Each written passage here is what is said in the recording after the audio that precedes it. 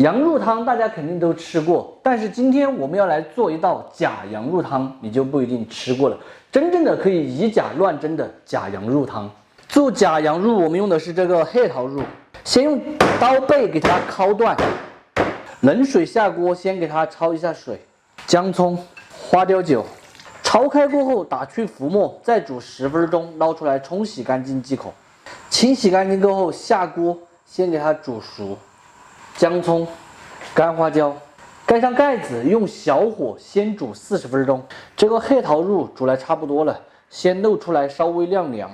猪头稍有冷却后，来把它取掉，一定不能让它冷透哈，冷透过后就取不掉了。一共剔了这样子的半盆肉下来，搁到一边自然冷却就行了。剩下的骨头继续丢回去熬起。这时候来切上2个萝卜。稍微厚一点的片，大约的话就是7、8毫米。黑桃肉稍有冷却后，来切一下，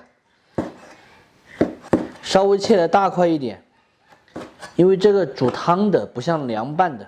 黑桃肉它切出来看起来和羊肉是差不多的哈，就是它没有羊肉的那个膻味，所以我们才会把它叫做假羊肉汤。用简阳羊肉汤的烧法来烧哈，稍微来一点点猪油，把黑桃肉给它炒一下，下黑桃肉，大火快速的煸炒一下，丢一点姜葱，下煮黑桃肉的原汤，烧开过后打去这些浮油，再来把萝卜倒进去，来一勺盐，一点点胡椒，再来点鸡精。一起煮过10来分钟，把萝卜煮趴，煮入味。羊肉汤好吃的关键就是这个蘸水，蒜末、葱花、香菜、糖、蒸鱼豉油、生抽酱油、毛醋、毛油、藤椒油、香油，四川特色的香辣红油。这个就是传统的川味红油蘸水，也可以打豆瓣蘸水、宣椒蘸水等等都行。汤已经煮来差不多了，看起来跟羊肉汤是一模一样的哈，吃起来味道也鲜得不得了。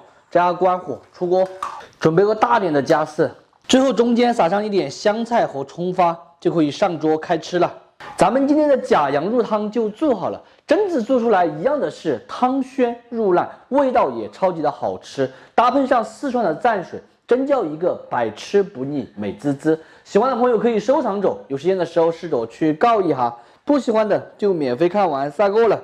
这个小朋友也要吃一点我们的核桃肉汤，每顿饭吃饭现在要给他吃一点，不然他要很气的闹。来，爸爸，好吃。点点头，好吃。萝卜、黑桃肉这些都好吃。蘸下蘸水。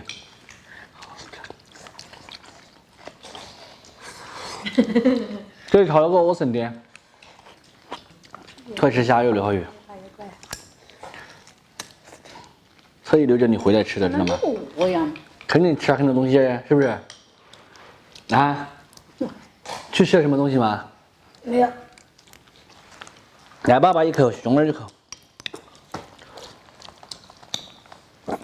这个萝卜好吃啊！把脸都装到碗里面去了，这个小家伙。还要喝这个汤。